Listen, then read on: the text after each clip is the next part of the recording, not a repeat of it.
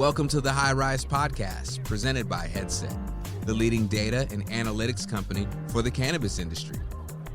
Welcome back to the High Rise, a laid-back, data-back conversation where we talk all things cannabis from U.S. MSOs to Canadian LPs, products, and market analysis through the lens of data. My name is Cy Scott with Headset, and I am joined as always by Emily Paxia of Poseidon. Hi, everyone. Welcome to the High Rise. And today we have a very special show with a couple special guests from Range Marketing. I'd like to welcome Spencer Rubeck, CEO, and Mark Wallace, Business Development Manager. Thanks for joining us today, guys. Yeah, thanks so much for having us. Very excited to be here. First time in Seattle. Had the great opportunity to sit with you and learn more about how our companies can help dispensaries across the country. Great to be here. Thanks. Yeah, and this sunshine you're getting in Seattle, it's like this all the time. I don't know what people are talking about, this rain. This rain, it's all mystery, right? Yeah, it's 100% blue skies, 75-degree days. So don't be fooled by the bad marketing. I was blown away. My wife watched Twilight and was like, it's going to rain there while you're there. Like, you better bring warmer clothes. I'm like, the weather says it's sunny every single day. So I don't know what Twilight told you, but it's a lie. This is like probably actually the only day. And we're sitting in here podcasting when we should probably be out there outside, on a boat or something. Well, let's start by kind of better understanding like what brought you guys into the industry, how long you've been in the industry, and just what got you here. Right. So Range Marketing has been in the cannabis industry for about 6 years now, from the onset of the industry as it's matured, through the stages. Formerly and originally, we're from the heating and cooling space, actually. So we created very niche search engine products for that space to help single service retailers and companies connect with consumers within their market. Over time, we found that this local search algorithm that we're creating and that we're supporting is also viable in the cannabis industry as well. So a tech laggard industry, the same practices that we apply to that space also apply to the cannabis industry, which is very unique and kind of quirky, but it fits. And once we realized it fits, we took that concept and ran into space. And here we are. Yeah, it's an interesting jump, but I can see how there are parallels.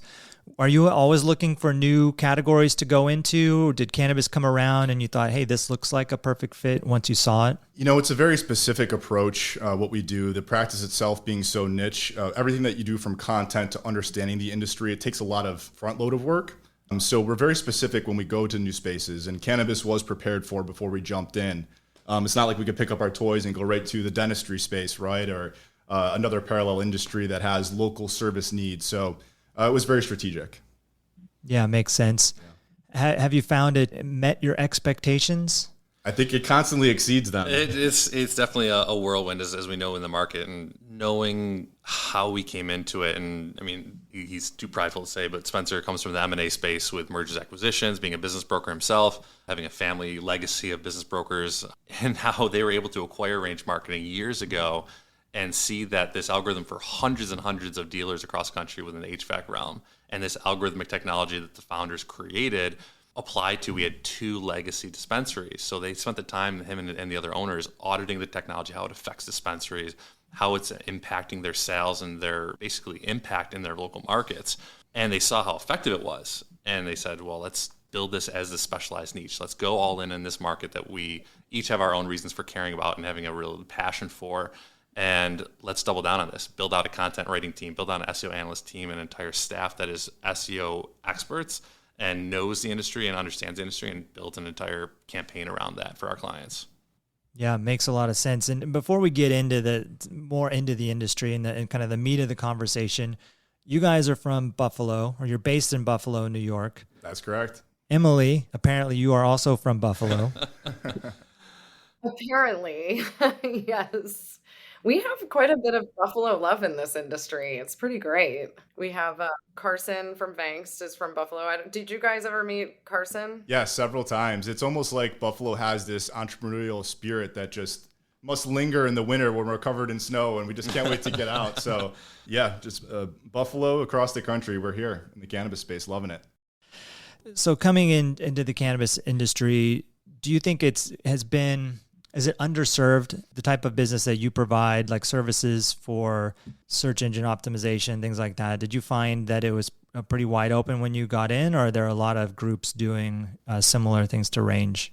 It's interesting. I don't know if I would say underserved as much as it's not fully understood, right? From the client standpoint, from the retailer standpoint, A lot of, the articles that you'll see out there and the market research, there's very little focus on the need for search engine optimization, for having the right web presence and how those things correlate. So I think that, as the industry develops and as there's more of this higher level need to rank and to be visible to consumers and to new markets, there is going to be more service from other providers such as Range Marketing. But, initially coming into the space, it's more of, we're here, let's educate. And that just was not part of that was really the disconnect in the industry. So it's not underserved, just misunderstood. And I think it's a twofold question too. I think identifying the type of company that Range Marketing is versus other marketing companies. I mean, we're so hyper niche. Think of how Headset is. Data analytics purely, Springbig, SMS and loyalty purely, thanks, staffing. We are hyper focused on what we have the core competency in, which is being the industry leader, cannabis specific in website development, building that online immersive experience, conversion rate optimization, and then search engine optimization. That's it. And we see so often that there's these large agnostic agencies, all-in-one service providers who say that they're an ace in every hole. And they come in trying to get a piece of the cannabis pie, which we know, and everyone says, oh, it's so lucrative. And I've got a friend who's an owner of a major CBD brand who actually used the quote that he used one of these large agencies who's known in the space, and they learned at his dime and expense. They learned on his expense because they try to do everything. They're just trying to come in and get a piece of the pie, and they don't have any industry experience. And then there's the other ones, right? The ones that don't want to get into the industry, where they're underserving the industry because of the taboo, which we see in a lot of markets. So I feel that being experts in our industry within the realm of what we do, and then partnering and working together with some of our partners who are the experts at what they do, that serves the best. And then we're each able to overserve the industry. So it really it's an identifier of what type of company you are within the marketing space. Yeah, no, that makes sense. What was the first experience like? Was it an easy sell kind of going into your client base? Did you start with retailers, dispensaries? Did you start with brands? What did those first days look like? It's kind of like changing the way people view the internet and how the internet works, right? There's always an understanding of paid ads, and that's sort of a known thing. Anyone can go on Google and see there's a paid ad section, and we can pay to be advertised here. A big part of Range's development and the market's development is creating that platform of education that there is something called organics, search engine optimization. If you take a step back, Google spent billions of dollars in human capital trying to understand how we work, how do our brains work, and what do our brains want. Ultimately, you're going to see a lot more conversion, I think 98% conversion in the organic section of Google rather than the paid section of Google. And so getting into the industry it's a big education game. That's what we're constantly playing. And as thought leaders in the SEO space, in the search engine space, as the environment changes, we love to be there to answer those questions and provide insights. So there was some foot challenges, but getting through those and education and reinforcing our niche has been very successful for us. Yeah, it's not dissimilar from us at Headset and kind of constantly banging the drum when it comes to data and how you can use data and analytics to drive those decisions. And in the early days, data was around, maybe not as important when you could just produce a product and sell a product, and everyone said, I sell whatever I produce or whatever's on my shelves, and no competition. And you fast forward to today where it's very competitive, right? And like really kind of surviving in this industry at this point in certain markets is critical, and data can help you with that. So it's a lot of that education is a big part of it. I'm sure everyone realized, I need a website, I need some sort of online presence, but it's like, what does it mean beyond that, right? It's one thing to just put up a billboard online, but if no one finds it, then what's the use, right? Or if they do find it and it's not optimized to drive to some action, whether that's, getting them in the door or buying that brand, then, again, what's the use? So really I could see how educating the customers and getting them up to speed is critical. Well, I think it's to knowing how to utilize the right form of marketing at the right time. I think that's so critical, and how to use data and create actionable insights that you can then use to improve the data. That's why I know Headset and Range work so well together, because SEO is far more complex than a lot of people understand it. That's where, like Spencer said, we have to really come in and educate first, because it's not just, optimize some coding language and that's it. There's on-site coding. There's over 270 elements of coding that are SEO relevant to Google. There's off-site. There's on-site content. There's backlinking. It goes on and on. It hurts my head. And that's what our internal tech team is for, right? But really, at the end of the day, the analogy I use with people is Google's a librarian. It's our job to come in for our clients and educate that librarian on every section in the library that is relevant that book should be placed in. Because Google doesn't know. Google doesn't just wake up one day and know that, oh, here's a new dispensary. They should show up for all these things in this market across all these different geolocations, et cetera. It has no clue unless they're educated with content, with coding, with strategies, and then on an ongoing basis to show up above their competition. So we have to educate that librarian on an ongoing basis, and then work very hard to get our clients in the best sellers list at the front of the store, get them to outrank in a local market for dispensary near me or hundreds of variations of search phrases, and make sure they're showing up for the consumer at the point that the consumer has the intent to purchase. And that's what makes it so important. Yeah. Emily, like you and I, we talk a lot about, retailer optimization, retailer experience. We were just talking about it this week around like bud tenders and retention and like the customer experience. Like, I know you work with a lot of service providers too and have investments in service providers that provide retailer services. Do you think retailers and dispensaries, like, how do you feel? I feel like they've got some ways to go yet, but I feel like, and it's a spectrum, obviously. There's all shapes and sizes of these types of stores, but do you think it's there? Like, are we getting there? Are there things that, we should still be looking for with these online experiences? I think we have a ways to go, which I know people sometimes view that as pessimistic, but when I say it, I say it in the way that I think it's white space. I think it's all opportunity.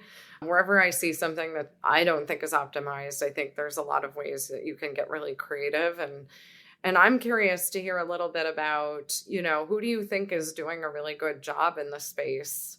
To kind of the flip side of that, like, what are the blind spots that you think brands or retailers have around how they should be approaching this, or blind spots to the white space that I'm talking about ways to activate and engage further? Yeah, it's pretty interesting, when we're talking about, who's doing it right and what we see from a digital standpoint. It's a great example to give the MSOs, right, multi-state operators, as a comparison to a single location dispensary. When we first came in the space, we were building a website around one location, optimizing that location and all the geographies. Decent task, but very successful at it. As the industry's evolved, we're starting to see these multi-state operators with multiple locations that are all on the same website. And from a search engine standpoint, how do you approach that? So creating products around these developments in the industry, it's ever changing in marketing, right? And this is where we see the change, is being able to get a MSO on a single website that's like a mothership with child sites underneath that mothership site. And the user experience is all in one. So you're not going to different zip codes to try to find the right store that's closest to you. You're having that experience all in one. So I think for the retailer, that's a big challenge, right? As Mark mentioned, what technologies and what services do you bring in at what time, right? So, we're focused on that foundational level of building a house, really laying out the foundation. So are we in 3 different states with 20 locations, or are we in one single geography in one city?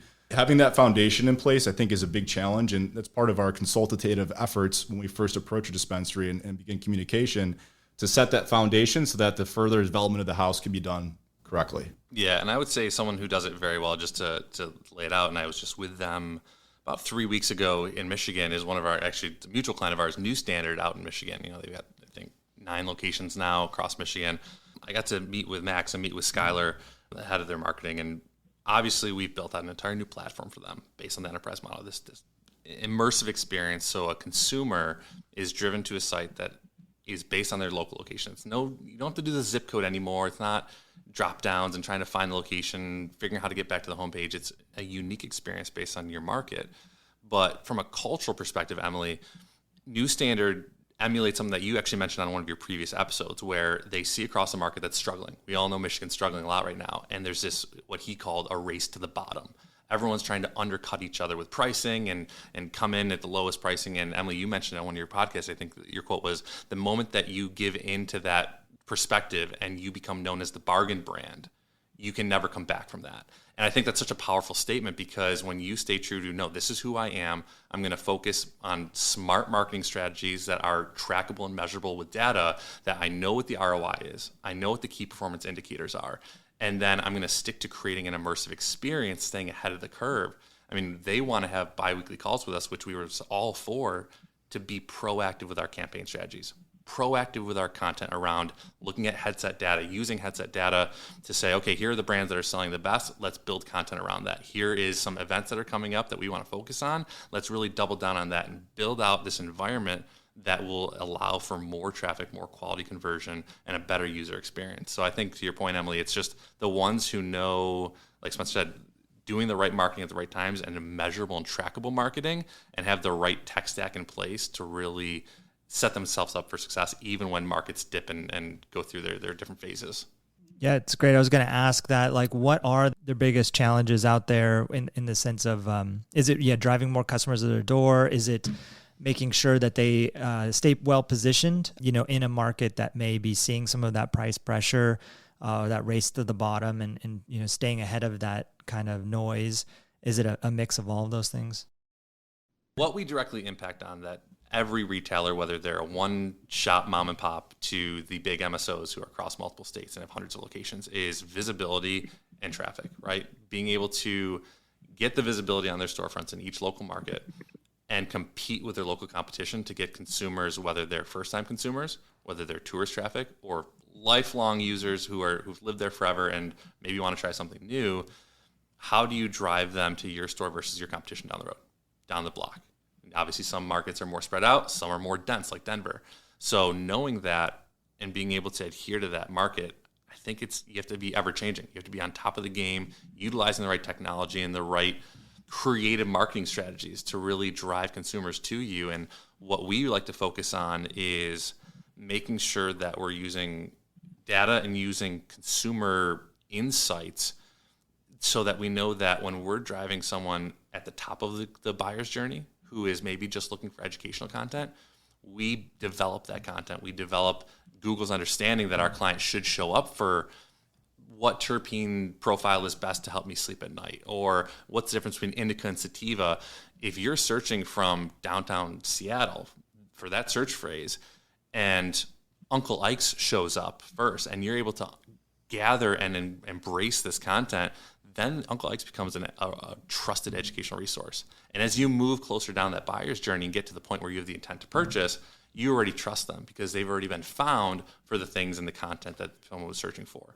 And then there's obviously the more immediate purchaser who just knows, I want some cannabis, it's late night, dispensary near me, and then have content, you show up. But I was looking at that article you sent me, Cy, and there's three things that really stuck out to me as red flags. One of them was that over 47% of cannabis businesses have a marketing budget of less than $50,000 for the year, which is significantly small when it comes to having a comprehensive tech stack.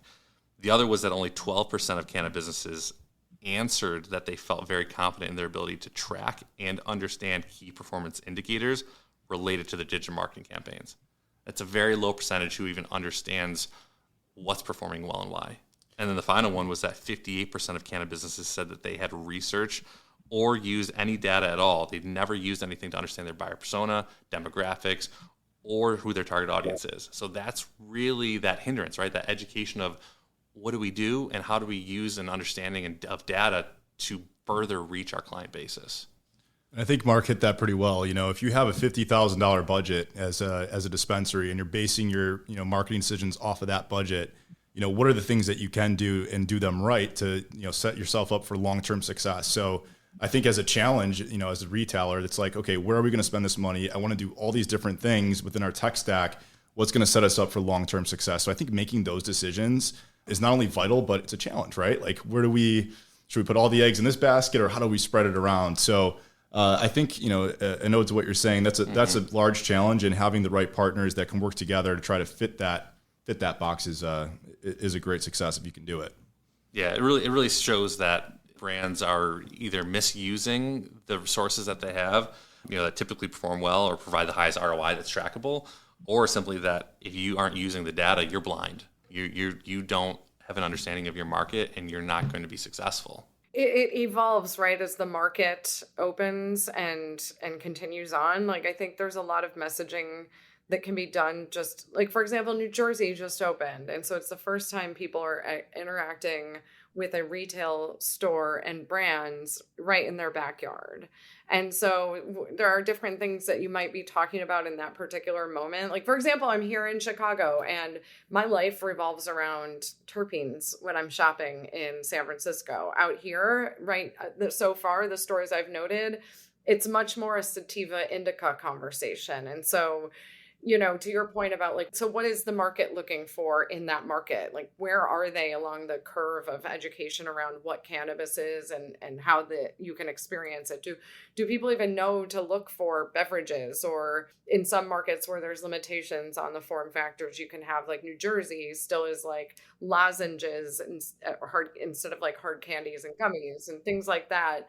It's just really different, but maybe in New Jersey, while there's still like large wait times, there's conversations about speed through door and order ahead and different things around just like the pragmatics of shopping so that it's an enjoyable experience, not a hassle.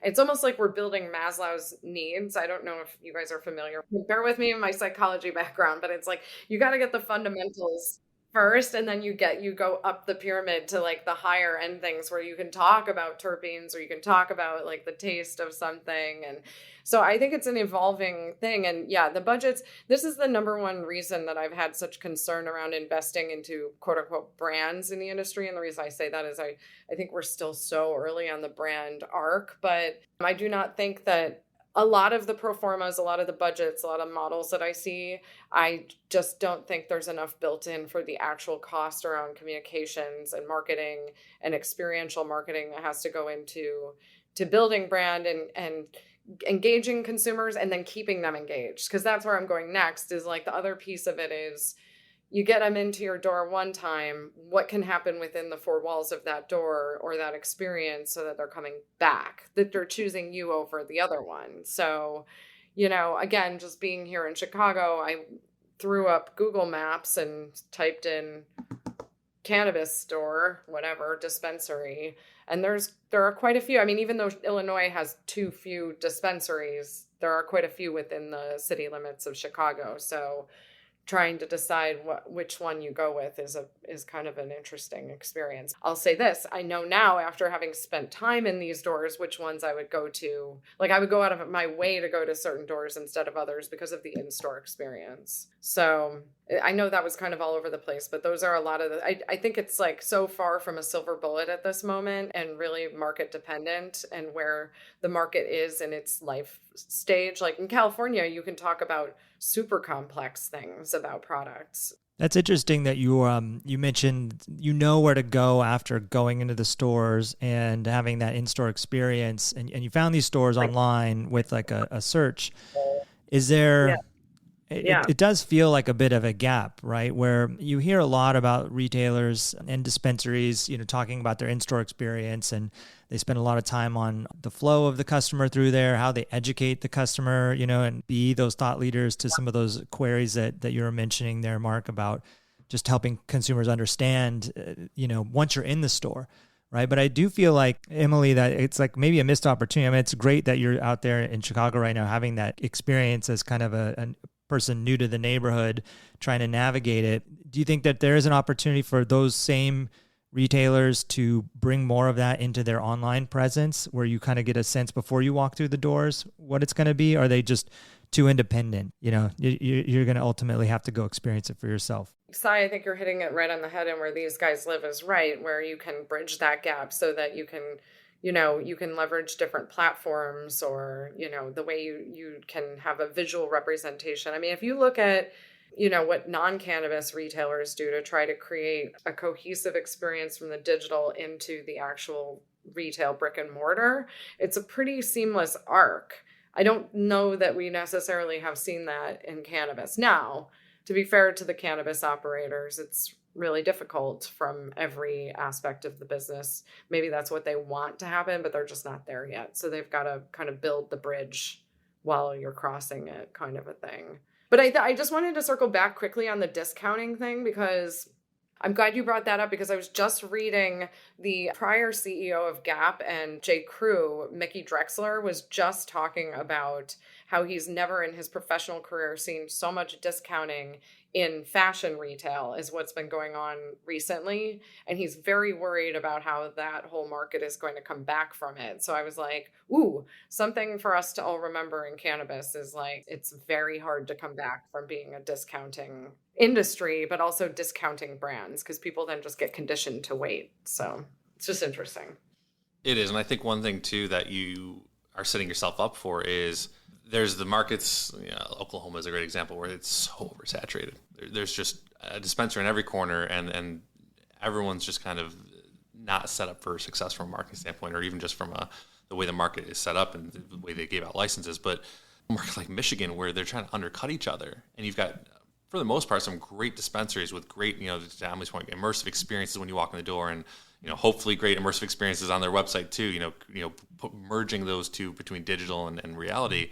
But if everyone's fighting against each other, undercutting prices due to one reason or another, macroeconomic trends or what have you, you're setting yourself up for some of these big MSOs who can keep the experience, keep the quality high, cut prices low, knowing that they can suffer a lot longer than a smaller dispensary, then come in and acquire them, and then you're cutting. The consumers are getting hurt at the end of the day, because then there's a lackluster of variety. There's not different stores that you can choose from and different variations of experiences that you can have. It's going to be just all one MSO in an entire area. And be that as it may, I don't think that sets the industry as itself up for success. Right. Great points. And we talked a little bit about like searching on Google or whatever search engine of your choice, I suppose, and finding locations. And we talked a lot about organic search engine optimization. And from my experience, prior to Headset, when we founded Leafly, it was all driven by search, right? Because we captured the opportunity for strain search. There really wasn't much, for a lot of the strain terms that existed, maybe buried in forums and things like that. But it really did help us stand out in a world, it can be quite noisy. So for the retailers and the brands, obviously, organic search, but, what about paid media and paid marketing and those things like, is keyword purchasing still challenging for retailers or in brands, anybody in the cannabis industry? Because it has been that way, for so long. I mean, is it still a challenge in today's world? It's still a cat and mouse game. And, thinking of that nature, right? Like, what if we get to a place where you're able to do this paid marketing on any platform? Then it becomes the guerrilla marketing world, and everyone can compete. If you're talking a federal level where it's legalized, right? Everyone can compete. You can, compete for paid keywords. But what happens in that space is, if you were set up, as I mentioned earlier, if you have the foundation of your house set up properly, then you can add the shingles you want. Then you can do the right things beyond that $50,000 budget that create the brand experience that consumers are watching on social media, on your website, on different platforms. So, it's still a cat and mouse game, to answer your question. It's still one of those things that's sort of taboo. We really stay away from that. And, from a consumer standpoint, the first thing they're going to look at and trust is the organic search engine result, right? So with that space right now, it's one of those environments that it's going to continue to change, but as it sits, having yourself set up with the foundation appropriately in the beginning is going to give you the long-term results. Yeah, a big thing is knowing where we're at right now in the industry. What's compliant, what's not compliant. There's always going to be gray areas, of course, but being the type of company that we are and that we know Headset is and a lot of our other partners, we don't play in the gray area. We're dealing with someone's entire retail business. Doing things above board and compliance is so critical, because if you try to do a loophole with a paid advertising and you end up getting someone's entire business listing shut down, it's a real bad day for everyone. So, and to Spencer's point too, you think about, we're all consumers. Emily's a consumer. You're a consumer. I'm a consumer. If I'm going into Chicago to visit Emily and I want to find a good, steak restaurant, and I type steak restaurant near me, I'm not clicking an ad. When's the last time you clicked an ad on Google? Take the time to seriously think about that as a consumer. When's the last time you actually clicked an ad? Or do you skip the ads and go to the first thing either in the map section or below it that organically Google shows you? You can't pay for that. But what we do is we build the trust and authority with Google to get a campaign strategy and an ongoing strategy that builds Google's trust in you, so you do show up for those things. And you do show up on page one. You do show up above your competition. It's an ongoing battle. It's a very comprehensive strategy, but we know it drives from consumer habits and using data to understand what consumers are actually doing from a search engine optimization standpoint to make sure that we're driving the actual value that converts. And that's what's key. Not just driving traffic, but quality converting traffic in your local market that leads to revenue growth.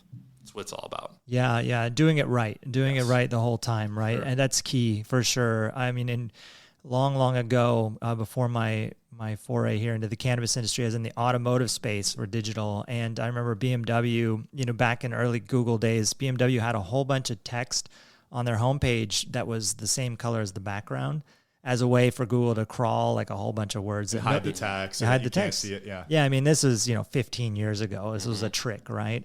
And they got so hammered by Google when Google, they update the algorithms, right? And then like they obviously catch these tricks, and then they're not tricks, anymore. And they didn't get delisted, but certainly, their rankings fell quite a bit. And I know that really hurt the brand. In our world, you hear about like Instagram accounts getting shut down constantly. And can you imagine like the effort, going up to build that follower base, and then, you do something wrong, you post the wrong type of content. And I know sometimes it's a little out of your hands, but sometimes certainly, you push the edges just a little too much, and then it's gone. Right. So yeah, the paid media, trying to get keywords through that might, not be good. Yeah. It's a risky bet. Right. And so like always trying to do it right seems to be the right way, but it's like the hard way sometimes too, right? It's not the fast way to grow that stuff. So like, do your clients, retailers, brands, how much pressure do you get from them to like keep pushing the envelope, or are they more like listening to, okay, I should be more cautious here because I know how costly it could be for my business? Should I, try something that's a little hacky? Yeah, that's the interesting question. In our space, we have hundreds of clients in one industry that we're servicing with a lot of success, right? And so, a lot of our customers understand that we have this educational base. We know that this is working, and really, as an SEO company, it's applied practice, sort of like medicine. So we're gonna test this theory and see how it works out. There's those anti-lagging indicators when you're talking about search engines. So, for the most part, I'd say in the 99 percentile, clients trust our advice on that. We become that educational resource for how consumers are shopping in the digital landscape. So for us, in the best practice, we sort of avoid that paid area, and completely until things change. And I think it comes down to the culture of how we engage with our clients as well. That's a little bit different than the norm of SEO, air quotes. We're not just sitting back and doing things behind the scenes and then reporting to you every 6 months, right? We're ongoing, engaging with our clients, speaking with the owners, speaking with the marketing directors, working on creative new strategies to help them succeed.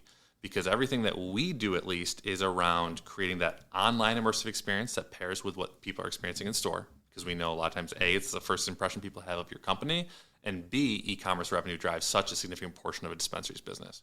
And it's so much more. You can have a great menu from Jane, Dutchie, anyone, but if it's on a really crappy website, you're probably not going to use it. So it's so important to have the environment and that ecosystem pair well with your brand. But we know, and we want to make sure we're capturing people at the right time. We want to capture consumers and have a campaign that drives results around when consumers have the intent to engage, whether it's for educational content or, again, they have the direct intent to buy, and you're capturing them when they're searching for you. Every marketing channel has its place at a right time for a right place. But again, if you're in a very limited industry, which we are, and you're looking to, with a shoestring budget, where to spend that capital, I would choose to do it in a place where I know I'm going to capture people when they're actually looking for me in my market and they have the highest chance to convert, versus they're scrolling at night on Instagram and maybe they'll see a picture that you posted and maybe they'll remember it the next day that they want to come into your store. It's one of those things where you can track what you do from, and going back to, I know how you brought up advertising. You can't do paid ads on Google, but you can do retargeting ads. And that's a service that pairs very well with us. I know we work very closely with Surfside. We're driving such traffic through SEO to a website, and they're capturing them with their pixel, and then they're retargeting them back from that loyalty perspective with targeted ads on other websites. They're following them around the internet, creating lookalike audiences. So again, it's just knowing where to spend your capital and using data to understand your market and your demographics of your personas to really get people to your store that are going to convert. Yeah, with that said, though, I think Emily made a great point about the online experience and where that's going in the cannabis space. Initially being in the industry for us, it's been really about the retailer, about the single location in the store, the multi-location, right? But what about the brand's existence on the website? What about the push for products, push for specials? So that's something that, as the industry develops, we have the wonderful opportunity of being part of that development alongside of our tech partners, which I think is really, that's what makes this so exciting for us. We have such a passion for it, is helping create the landscape of the customer journey. Yeah, absolutely. You mentioned Jane and Dutchie, and it made me think about a question, like, and from your experience and your clients, working with your clients, how do they feel about, aggregator services like Leafly, like Jane, it kind of like the Uber Eats model? Like if I'm a restaurant, do I want to be on Uber Eats? The trade-off, right, is that you get more customers, potentially more visibility and more opportunity, but you might not own that relationship directly. And I know that, Dutchie now is more of a point of sale company as they're positioned, but I still think you can go to Dutchie.com and browse menus. I think you can go and see all the stores there. I don't know how many consumers start their journey there, like they might on Leafly. But with Leafly, that was our big thesis, was getting people to the strains that they were interested in and connecting to a location that had it. And, we would list all the locations that would have it.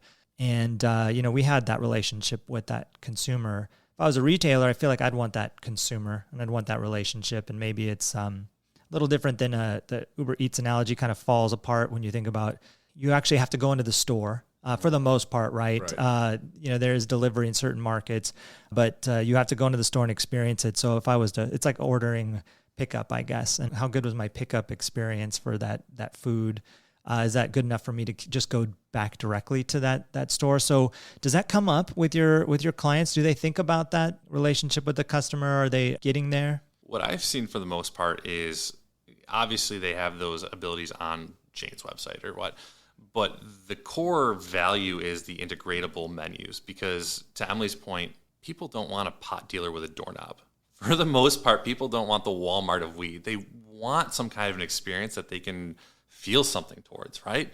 So the ability to integrate one of these menus in a really creative, unique way into a site that immerses you into the experience, into the brand visuals and aesthetic elements, the call to actions. To Spencer's point, we're looking into ways with Headset and Spring Big and some of our other partners to bring brands more into the fold and help drive campaigns and call to actions very brand specific through the entire ecosystem of the website to drive more brand specific funded campaigns.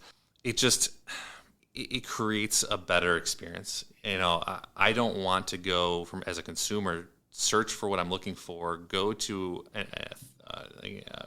a marketplace and just have a very bland experience, if you will. I want to kind of feel something. I want to be able to engage with the company I'm trusting for something I'm putting in my body, right? I want to be able to know who I'm working with, who I'm going to be purchasing from, what brands that they work with and the products that they put on their shelves. That experience is great because it makes me feel like I'm part of something, but it also makes you feel safe. Retailers feel the same way. They obviously, a lot of them have their menu up on the marketplaces, but they really put the emphasis around how they're embedding it, how they're integrating it into their online experience that's very specific to their storefront. Yeah, no, that makes a lot of sense. All these things in talking about, the challenges with paid marketing and focus on search engine optimization. And to your point, Mark, I think that, yeah, for sure, you want to click on the links that come up organically, not the ads. And it'll always be important to optimize for that. What does a world where we don't have this federal overhang look like? What does a world look like when Facebook says, yeah, I'll take your ad dollars, and Instagram says, I'll take your ad dollars? Are there things in this industry that are unique? Are we built up enough of an ecosystem or a unique way to capture the consumers? Or is it going to be kind of, you can just look at best practices for any market and apply it to the cannabis industry? I feel like there's going to be a lot more of a crossover between the demographics and the brands, just like every retail store and brand product that's out there, right? That has really good data behind it. There's always that cross integration of the right demographic for the right product. So I think that as we're able to explore those paths when they open up, it'll be really interesting to see the kind of data feedback, right? Out of 10 people, this one demographic loves this type of brand and associates with this brand, and let's find that person over and over again across the country, right? So I think when that does happen, there's a lot more opportunity to use data and be creative. I also think, on the other hand, it's going to be a lot more guerrilla marketing and the ability to do some of those traditional marketing tactics that, again, as I mentioned, if you don't have the foundation in place to compete with those big dollars, you're going to miss out on just the bread and butter of what you got to do every day. So it'll be a really interesting environment when that does happen. So yeah. We actually had a long, just lengthy conversation last night about the whole what if when federal legalization comes in and how that plays into marketing. Because let's be honest, no one knows. No one knows for sure exactly what's going to happen. Right. We obviously don't know when or if or when. Hopefully it's a when. I stopped guessing. Yeah, you got to stop guessing. But how it's going to affect the landscape of the industry, market by market, and even just from a market perspective, we don't know. No one knows. No marketing person, anyone who tells you that they know for sure what's going to happen is lying. we can just do what we know is best practices and stick to that and keep staying at the forefront of creative new ideas for our clients. There's going to be the ability, obviously, to do full spectrum marketing across every channel. So again, it comes down to utilizing at the point that you're at in your company, startup, middle ground, multi-store, MSO, anywhere in between, knowing what channels are going to give you the best return on investment and then capitalizing on that, growing from there. I think that's really going to be key. Yeah, that's fantastic. So being based in Buffalo, are you guys getting excited about adult use? Slowly but surely.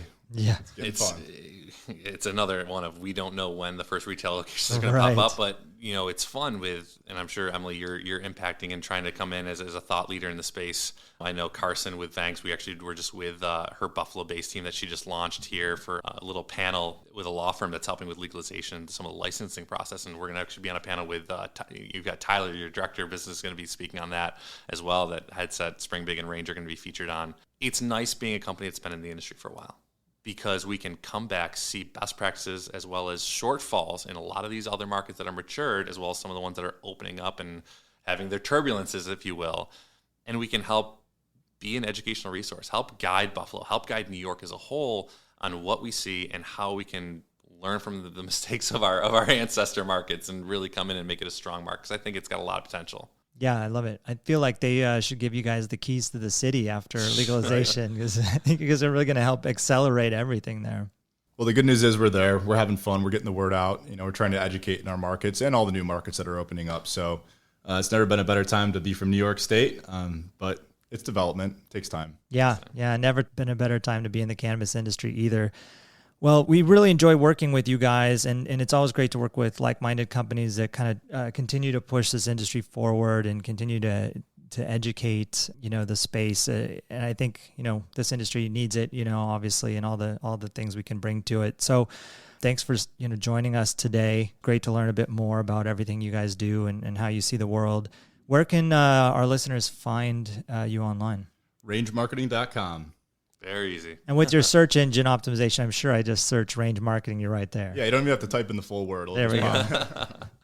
Great. Well, Spencer, Mark, thank you so much for joining today. Really appreciate it. Thanks so much for having us. Great being with you, Emily. Great being with you, Cy. Thanks for listening to the High Rise podcast, presented by Headset. For more information on Headset, visit headset.io.